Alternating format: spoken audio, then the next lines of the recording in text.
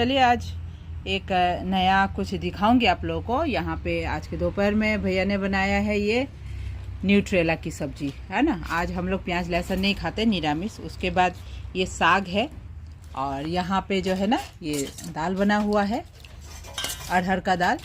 और यहाँ पे जो है ना लौकी और चना दाल का सब्जी। और यूनिक कौन सा चीज़ है वो बताती हूँ।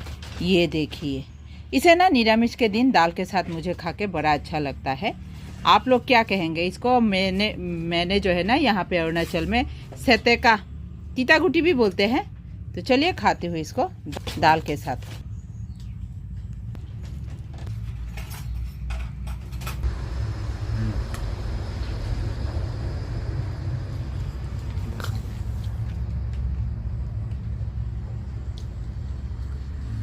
हवा